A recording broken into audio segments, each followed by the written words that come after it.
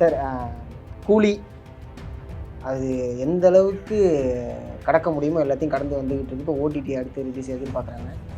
கூலிக்கு ஒரு ஆன்டி கேம்பெயினாக நடந்துக்கிட்டு இருக்குங்கிற ஒரு ஒரு விமர்சனம் இருக்குது. அது நீங்கள் எப்படி சார் பார்க்குறீங்க? இல்லைங்க, நான் அப்படி பார்க்கல. ஆன்டி கேம்பெயின்லாம் நல்ல படங்கள் எதற்குமே வேலை செய்யாது. ஓகே, ரொம்ப ரொம்ப ரொம்ப கம்மி பர்சன்டேஜ் வேணால் வேலை செய்யலாமே தவிர ஒரு படத்தை ஒரே அடியாக ஆன்டி விமர்சனங்கள் காலி பண்ணவே பண்ணாது.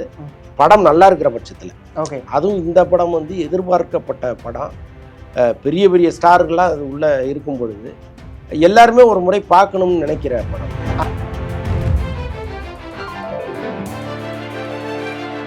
விஜய்க்கும் ரஜினிக்கும் ஒரு பெரிய சண்டையை மூட்டி விடுவதற்கு இங்கே ட்ரை பண்ணுறாங்க.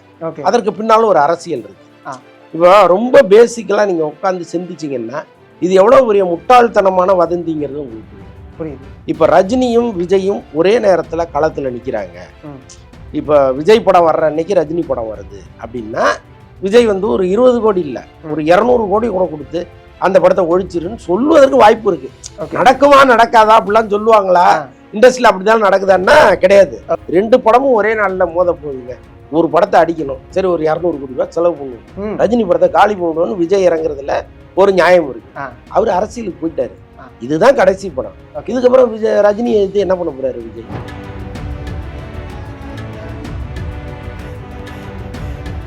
புரியுது சார். கூலியோடைய வசூல் அதை பத்தி சொல்லுங்க சார். அது எப்படி இப்போ இருக்கு? ஏன்னா நம்ம அடிக்கடி ஒருத்தர் வசூலை சொல்லிட்டு படாத பாட்டு பண்ணிட்டு இருக்காரு. அதனால அந்த படம் எதிர்பார்த்த அளவுக்கு வசூல் இல்லை. அது மட்டும் நம்ம கண்கூட சொல்லலாம்.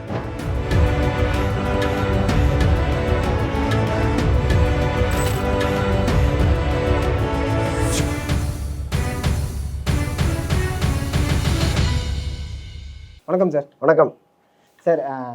கூலி அது எந்த அளவுக்கு கடக்க முடியுமோ எல்லாத்தையும் கடந்து வந்துக்கிட்டு இருக்கு. இப்போ ஓடிடி அடுத்து ரிலீஸ் எதிர்பார்க்குறாங்க.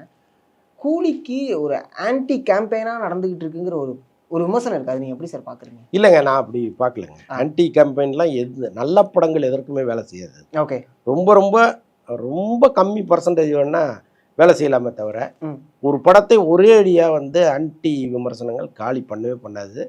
படம் நல்லா இருக்கிற பட்சத்தில். ஓகே, அதுவும் இந்த படம் எதிர்பார்க்கப்பட்ட படம். பெரிய பெரிய ஸ்டார்கள்லாம் அது உள்ளே இருக்கும் பொழுது எல்லாருமே ஒரு முறை பார்க்கணும்னு நினைக்கிற படம் இது. ஸோ அப்படி இருந்தும் நீங்கள் இந்த படத்துக்கு சரியான விமர்சனங்கள் வெளியில் வந்ததுனால நிறைய பேர் உள்ளே போகலன்னு வேணா எடுத்தீங்களே தவிர இது திட்டமிட்டு பரப்பப்பட்ட வதந்தி. இது அப்படி சொல்லி இப்படி சொல்லி இந்த படத்தை முடக்கிட்டாங்க அப்படின்னு சொல்கிறதெல்லாம் நியாயமான வாதம் இல்லை. ஓகே, ஏன்னா ஒரு படத்தில் எப்போதுமே நிறை குறை ரெண்டுத்தையுமே சொல்லலாம். ஆனால் இந்த கூலி படத்தில் அதிகமாக குறைகளை மட்டுமே வெளில சோஷியல் மீடியாவில் தொடர்ச்சியாக வந்துக்கிட்டே இருக்குது. அதை மட்டுமே பேசிக்கிட்டே இருக்காங்க அப்படிங்கிற ஒரு குற்றச்சாட்டு முன்வைக்கிறாங்க. அதை எப்படி சார் பார்க்குறீங்க? இல்லை, அதுக்கு என்ன காரணம்னாங்க, லோகேஷ் கனகராஜ் மீது இந்த மக்கள் வச்சுருந்த நம்பிக்கை. ஓகே, என் நம்பிக்கையை நீ பொய்யாக்கிட்டே அப்படிங்கும்போது இன்னும் 2 வாரத்தை சேர்த்து தான் வரும். நீங்கள் இப்போ ஒரு ஆவரேஜ் டைரக்டர் இருக்காருன்னு வச்சுங்களேன். அவர் ஒரு படம் பண்ணியிருந்தாருன்னா அதே மனநிலையோட தான் தியேட்டருக்கு வருவான். இந்த படம் சுமாராக இருக்கும்பா அப்படின்னு நினச்சிட்டு வருவான். ஓரளவுக்கு நல்லா இருந்தால் கூட சூப்பர்ன்ட்டு போயிடுவான். ஓகே, பட் லோகேஷ் கனகராஜை பொறுத்தளவுக்கு இன்னைக்கு இந்த இளைஞர்கள் மத்தியில் மிக முக்கியமான டைரக்டராக கருதப்படுறார். அவர் கையில் ரஜினி, சன் பிக்சர்ஸ், அமீர்கான் அப்படி ஒரு செட்டு உட்காரும் பொழுது, அனிருத்தெல்லாம் உட்காரும்போது எப்படி நினைப்பாங்க?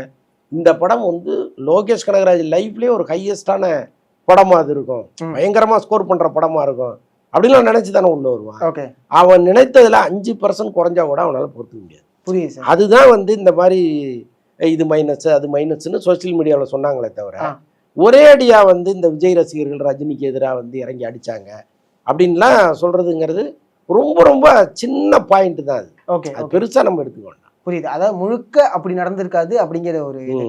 ஆனால் இன்னொரு விஷயம், நான் ஒரு ஆர்டிக்கல் ஒன்று படித்தேன். என்னன்னா, ஒரு பெரிய நடிகர் இந்த படத்தை கொஞ்சம் நெகட்டிவ் கேம்பெயின் பண்ணும் அப்படிங்கிறத அதாவது தனியாக தன்னுடைய செலவில் ஒரு விஷயம் பண்ணிட்டு இருக்காரு அப்படிங்கிற ஒரு ஆர்டிக்கல் ஒன்று படித்தேன். நான் நடிகருடைய பேரை அதில் குறிப்பிடல, நானே சொல்லிடுறேன் விஜய்.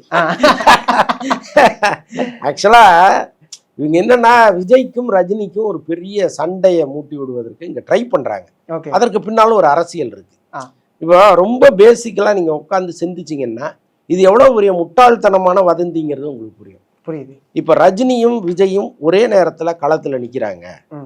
இப்போ விஜய் படம் வர்ற அன்னைக்கு ரஜினி படம் வருது அப்படின்னா விஜய் வந்து ஒரு 20 கோடி இல்லை, ஒரு 200 கோடி கூட கொடுத்து அந்த படத்தை ஒழிச்சிருன்னு சொல்லுவதற்கு வாய்ப்பு இருக்கு. நடக்குமா நடக்காதா அப்படிலாம் சொல்லுவாங்களா? இண்டஸ்ட்ரியில் அப்படிதான் நடக்குதான்னா கிடையாது. ஆனா நான் சொல்றேன், வாதத்துக்கு நீங்க எடுத்துக்கிட்டா கூட 2 படமும் ஒரே நாள்ல மோத போகுதுங்க. ஒரு படத்தை அடிக்கணும், சரி ஒரு 200 கோடி ரூபாய் செலவு பண்ணுவோம், ரஜினி படத்தை காலி பண்ணணும்னு விஜய் இறங்குறதுல ஒரு நியாயம் இருக்கு.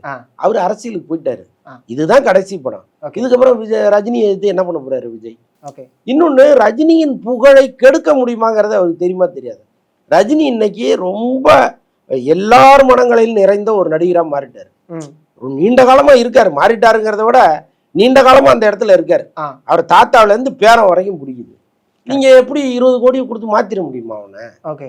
அதனால இந்த வாதமே வந்து ரொம்ப முட்டாள்தனமான செயற்கையான வாதம். இதுக்கு பின்னால ஒரு அரசியல் இருக்கு. ரஜினி அது யாரு சார், வேற யாரு செய்ய முடியுங்க? இன்னைக்கு யாரெல்லாம் விஜயை பார்த்து பயப்படுறாங்களோ அவங்க அந்த வேலையை செய்யறாங்க. ரஜினி டிபியை போட்டுக்கிட்டு விஜயை திட்டுறது, விஜய் டிபியை போட்டு ரஜினியை திட்டுறது, 2 பேரும் அடிச்சுட்டு சாகும் போது எலெக்ஷன்ல அது ஒரு வேலையை பார்க்கணும்னு இவங்க நினைக்கிறாங்க. அதன் காரணமா தான் இந்த மாதிரி வதந்திகள் பரப்பப்படுதே தவிர ஒரு காலத்திலையும் விஜய் வந்து அப்படி இதுவரைக்கும் நடந்தது இல்லை. ஏன்னா இதுக்கு முன்னாடி நடந்திருக்கு. எப்போன்னா பாபா படம் ஓடாதப்ப விஜய் பார்ட்டி வச்சு கொண்டாடி இருக்காரு. அதை கூட நான் இப்ப சொல்றேன். என்னன்னா எப்போ பார்த்தாலும் இந்த ஆளே நம்பர் 1ல இருந்தா நாங்கெல்லாம் எப்போ அந்த இடத்துக்கு வர்றதுங்கிற ஒரு ஏக்கம் எல்லாருக்குமே இருந்துச்சு.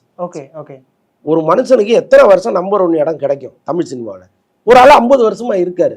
அப்போ ஒரு ஆத்திரம் வரும்ல, எப்படா அந்த ஆள் இடத்த காலி பண்ணுவாரு, நம்ம போய் உட்காரலான்னு. அப்போ ஒரு படம் உலகமே எதிர்பார்த்த ஒரு படம், பாபாவுக்கு இருந்த ஒரு எதிர்பார்ப்பு ரஜினி படங்கள்ல எந்த படத்துக்குமே இருந்தது இல்லை. அவ்வளோ பெரிய எதிர்பார்ப்பு. அப்ப அந்த படம் விழும்போது இவங்களுக்கு ஒரு கொண்டாட்டம் வருது, போய் பார்ட்டி வச்சு கொண்டாடி இருக்காங்க. அவ்வளவுதான், அதிகபட்சம் அதுதான் பண்ண முடியும். அப்போ வந்து பணத்தை கொடுத்து எல்லாம் சேர்ந்து திட்டுங்க அவரு அப்படின்னு யாருமே சொல்லல. அவரு அன்னைக்கு சந்தோஷமா இருந்தாரு, அவ்வளவுதான். இதுதான் அதிகபட்சம் நடக்கும். சினிமாவில் என்ன நடக்கும்னா, எனக்கு பிடிக்காத ஒரு நடிகர் தோத்து போயிட்டா இவங்க ஒரு 10 பேர் உட்காந்து குடிப்பாங்க, கொண்டாடுவாங்க. இதுதான் எல்லாருக்கும் நடந்திருக்கு. விஜய் சேதுபதி தோத்தாலும் இன்னொருத்தர் செய்வார், சிவகார்த்திகேயன் தோத்தாலும் இன்னொருத்தர் செய்வார், சிம்பு தோத்தாலும் இன்னொருத்தர் செய்வார். இது நடந்துகிட்டே இருக்கு, இது நிறுத்த முடியாது. இப்ப பக்கத்து வீட்டுக்காரனும் இந்த வீட்டுக்காரனும் சண்டை வந்துகிட்டே இருக்கும். அவனுக்கு ஏதாவது ஆக்சிடென்ட் ஆயிடுச்சுன்னு வச்சுங்களேன், இவன் சைலண்டா நீ பிரியாணி தின்னி சாப்பிடுவான். ஸோ இதுதான் வந்து ஒரு ஒரு ஹியூமன் இது. அது இங்க நடந்திருக்கே தவிர இன்னைக்கு சம்பந்தமே இல்லாம ஏன் விஜய் அந்த வேலையை செய்யணும்? இன்னொன்னு, ரஜினி ரசிகர்களை எதிர்த்து அவருக்கு தான் பிரச்சனை. அவர் தேர்தல் நிற்கும் போது எதிர்த்து வேலை செய்வாங்க, ஓட்டு போட மாட்டாங்க, அவ்வளவு பிரச்சனைகளையும் அவர் நோக்கி தான் வரும். அப்ப அந்த வேலையை அவர் செய்ய மாட்டார் இல்லையா? அப்ப இப்படி ஒரு வதந்தி எப்படி கிளம்புச்சு, யாரு கிளப்பி விட்டாங்க தெரியல. அதுவும் இல்லாம அது அதாவது இப்போ வந்து ட்விட்டர்ல வந்து ஒருத்தவங்க பேசிக்கிறது இது வந்து சகஜமாயிடுச்சு. முன்னெல்லாம் யாராவது ஒருத்தவங்க வந்து அதை ஆர்டிக்கலாக பண்ணுவாங்க, அது எல்லாருமே இப்போ எல்லாருமே ட்விட்டருக்குள்ளே வந்துட்டு எல்லாருமே பேசிக்க ஆரம்பிட்டாங்க. பட் இது வெப்சைட்ல வரக்கூடிய ஆர்டிக்கல் அளவுக்கு இந்த நியூஸை கவர் பண்றாங்க அப்படின்னா அப்போ அது பார்க்கக்கூடிய லெவல்ல தானே இருக்கு. இல்லைங்க, எல்லாருக்கும் ஒரு டார்கெட் இருக்குங்க. அந்த டார்கெட்டை நோக்கி அவங்க பயணப்படுறாங்க. நீ தெரிந்தோ தெரியாமலோ விஜய் வந்து இங்க ஒரு சலனத்தை ஏற்படுத்திட்டார். அமைதியா இருக்கிற குளத்துல ஒரு கல் எடுத்து அடிச்சா என்ன ஆகுமோ அந்த மாதிரி அலைகள் கிளம்பி இருக்கு. இது வந்து அப்படியே குளத்தையே அப்படியே வந்து காலி பண்ணிடும், மொத்த தண்ணியும் வெளியில வந்துடும்லாம் அர்த்தம் கிடையாது. ஒரு சலனத்தை ஏற்படுத்தியிருக்கிறார். அதற்கு எதிர்வினை ஆற்றிட்டு இருக்காங்க, அவ்வளவுதான். புரியுது சார். கூலியோடைய வசூல் அதை பத்தி சொல்லுங்க சார். அது எப்படி இப்ப இருக்கு? ஏன்னா நம்ம அடிக்கடி ஒருத்தர் வசூலை சொல்லிட்டு படாத பாடு பட்டுட்டு இருக்காரு. அதனால அந்த படம் எதிர்பார்த்த அளவுக்கு வசூல் இல்லை, அது மட்டும் நம்ம வந்து கண்கூட சொல்லலாம். சன் பிக்சர்ஸ் இன்னும் இந்த வாரம் இருக்கு இல்லையா, பெருசா படங்களும் எதுவுமே இல்லை. அதனால பெரிய படம்னு எடுத்துக்கிட்டா கூலி தான். அப்ப நீங்க தியேட்டர்ல போய் பார்க்கணும். இன்னொன்னு அவங்க யூஏ வாங்குறதுக்கான ஒரு முயற்சி எடுத்தாங்க, பட் உயர்நீதிமன்றம் தள்ளுபடி பண்ணிடுச்சு.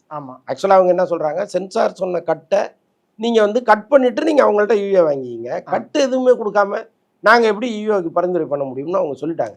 ஸோ அதனால அந்த பாயிண்ட் தான் உங்களுக்கு அடிபட்டு போச்சு. இப்போ இந்த வாரம் வரைக்கும் அது ஓடுவதற்கு வாய்ப்பு இருக்கு. வெள்ளி சனி ஞாயிறு அங்கங்க கொஞ்சம் ஓடும். மற்றபடி இவங்க எதிர்பார்த்தாங்க இல்லையா ஒரு பெரிய கலெக்ஷன், தியேட்டரிக்கல் கலெக்ஷன் இவங்க எதிர்பார்த்தாங்கல்ல, அது இல்லை. புரியுது சார். நீங்கள் சொன்னது தான், இடையில கலெக்ஷனை சொல்லிட்டு இங்கே 2 பேருக்கு இடையில வந்து அதாவது ஊடக போராட்டம் அப்படிங்கிற மாதிரி நடந்துக்கிட்டு இருக்கு. திரு ரியாஸ் அவர்கள் அதை பற்றி ஒரு பெரிய விமர்சனமே பண்ணாங்க. அந்த விமர்சனத்தை நீங்கள் எப்படி சார் பார்க்குறீங்க? இல்லை, ஆக்சுவலாக என்னென்னா, தனஞ்சயன் மீது ஏன் வந்து ரியாஸ் அவ்வளோ கோவப்பட்டாருன்னா, நீங்கள் திரையுலகத்தில் நடப்பு தயாரிப்பாளர் சங்கத்தில் ஒரு பொறுப்பில் இருக்கீங்க, நீங்கள் சினிமா தயாரிப்பாளரும் கூட. அப்போ நீங்கள் வந்து இன்னொரு படத்தினுடைய வசூலை சொல்லும்பொழுது வெளிப்படையாக நீங்கள் சொல்லக்கூடாது அப்படிங்கிறது அவருடைய கருத்து. ம். இதுவே பத்திரிகையாளர் பேசுகிற எல்லா விஷயத்தையும் தனஞ்சயன் பேச முடியுமான்னா முடியாது. ம். ஏன்னா அவர் திரைத்துறைக்குள்ளே இருக்கார். இங்கே அவர் கண்ணாடி வீட்டுக்குள்ளே இருந்து கல்லறிவதுன்னு சொல்லுவாங்கல்ல, கிட்டத்தட்ட அதுதான். பட் விமர்சகர்கள்ங்கிறவங்க அப்படி கிடையாது. அவங்களுடைய வேலையே விமர்சனம் பண்ணுறது தான். ம். இது சரியில்லை, அது சரியில்லை, இது இப்படி இருந்திருக்கலாம், அப்படி இருந்திருக்கலாம்னு சொல்கிறது தான் நம்ம வேலை. ம். அப்போ நாம் வந்து உட்காந்து இந்த கூலி கலெக்ஷனை பற்றியோ அல்லது இந்த படத்தினுடைய விமர்சனத்தை இன்னும் கூட இது இப்படி இருந்திருக்கலாம்னு பேசுவதற்கான எல்லா உரிமையும் நமக்கு இருக்குது. அவருக்கு இருக்காங்கிறது தான் ரியாஸ் கேட்குற கேள்வி. ம். அது பெருசாக தவறாக நம்ம எடுத்துக்க முடியாது. தனஞ்சயனும் வந்து நான் இனிமேல் பேசலை, நான் பேசின நோக்கம்ங்கிறது வேறன்னு அவர் சொல்லி அதை முடிச்சிட்டாரு. ம். பட் இருந்தாலும் இந்த கோபதாபங்கள் இன்னும் கொஞ்ச நாளைக்கு இருக்கும். கூலி வந்து தியேட்டர்லேருந்து வர்ற வரைக்கும் அந்த மனஸ்தாபங்கள் இருக்கும். ஓகே, அதாவது கூலிக்கு மேலே நடந்த ஒரு வன்மம், வன்மம் இந்த சென்ஸ் ஏற்படுத்தின ஒரு வன்மம். அப்போ எல்லாருமே எதிர்பார்த்த நடக்கலை அப்படிங்கும்போது எல்லாருமே அந்த வன்மத்தை மட்டுமே அதிகமாக அது அப்படியே இங்கே மாதிரி இங்கே ஊடகத்துக்குள்ளேயும் அதிகமாக பார்க்க முடிஞ்சுது.